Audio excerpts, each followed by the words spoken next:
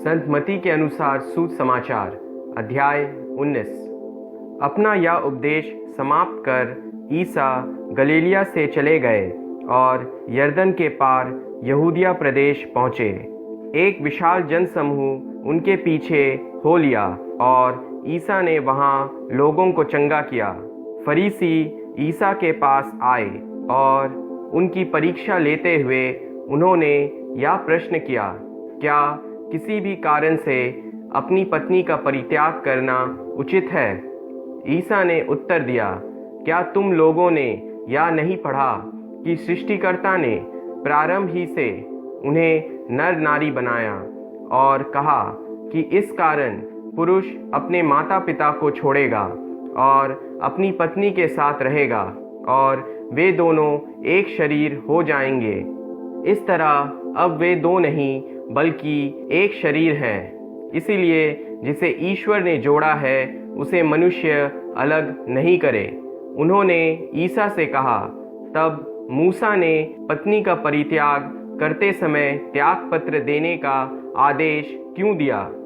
ईसा ने उत्तर दिया, मूसा ने तुम्हारे हृदय की कठोरता के कारण ही तुम्हें पत्नी का परित्याग करने की अनुमति दी, किंतु प्रारंभ से ऐसा नहीं था। मैं तुम लोगों से कहता हूँ कि वह विचार के सिवा किसी अन्य कारण से जो अपनी पत्नी का परित्याग करता और किसी दूसरी स्त्री से विवाह करता है, वह विचार करता है। शिष्यों ने ईसा से कहा, यदि पति और पत्नी का संबंध ऐसे हैं तो विवाह नहीं करना अच्छा ही है।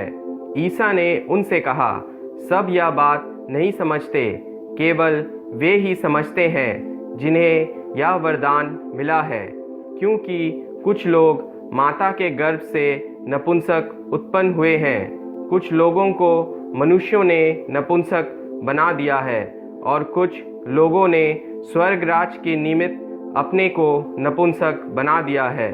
जो समझ सकता है वह समझ ले। उस समय लोग ईसा के पास बच्चों को लाते थे जिसे वे उन पर हाथ रखकर प्रार्थना करें। शिष्य लोगों को डांटते थे, परंतु ईसा ने कहा, बच्चों को आने दो और उन्हें मेरे पास आने से मत रोको, क्योंकि स्वर्ग का राज्य उन जैसे लोगों का है। और वह बच्चों पर हाथ रखकर वहाँ से चले गए। एक व्यक्ति ईसा के पास आकर बोला, गुरुवर, अनंत जीवन प्राप्त करने के लिए मैं कौन सा भला कार्य करूं? ईसा ने उत्तर दिया, भले के विषय में मुझसे क्यों पूछते हो? एक ही तो भला है। यदि तुम जीवन में प्रवेश करना चाहते हो तो आज्ञाओं का पालन करो। उसने पूछा, कौन सी आज्ञाएं? ईसा ने कहा, हत्या मत करो, व्यभिचार मत करो, चोरी मत करो, झूठी गवाही मत दो, अपने माता पिता का आदर करो और अपने पड़ोसी को अपने समान प्यार करो। नवयुवक ने उनसे कहा, मैंने इन सब का पालन किया है, मुझ में किस बात की कमी है? ईसा ने उसे उत्तर दिया, यदि तुम पूर्ण होना चाहते हो तो जाओ, अपनी सारी संपत्ति बेचकर गरीबों को दे दो और स्वर्ग में तुम्हारे लिए पूंजी रखी रहेगी। तब आकर मेरा अनुसरण करो। यह सुनकर वह नवयुवक बहुत उदास होकर चला गया, क्योंकि वह बहुत धनी था। तब ईसा ने अपने शिष्यों से कहा, मैं तुम लोगों से यह कहता हूँ, धनी के लिए स्वर्ग के राज्य में प्रवेश करना कठिन होगा। मैं यह भी कहता हूँ कि सुई के नाके से होकर ऊंट का निकलना अधिक सहज है, किंतु धनी का ईश्वर के राज्य में प्रवेश करना कठिन है। यह सुनकर शिष्य बहुत अधिक विस्मित हो गए और बोले, तो फिर कौन बच सकता है? उन्हें स्थिर दृष्टि से देखते हुए ईसा ने कहा, मनुष्य के लिए तो यह असंभव है, ईश्वर के लिए सब कुछ संभव है। तब पेतरुस ने ईसा से कहा, देखिए, हम लोग अपना सब कुछ छोड़कर आपके अनुयायी बन गए हैं, तो हमें क्या मिलेगा?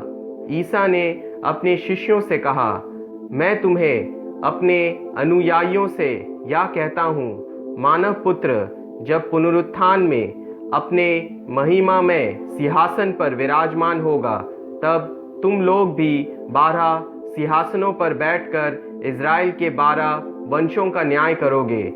और जिसने मेरे लिए घर, भाई बहनों, माता पिता, पत्नी, बाल बच्चों अथवा खेतों को छोड़ दिया है, वह 100 गुना पाएगा और अनंत जीवन का अधिकारी होगा।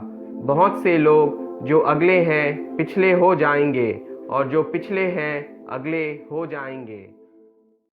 If you like this video, then please share, click on the like button and don't forget to subscribe for more such videos.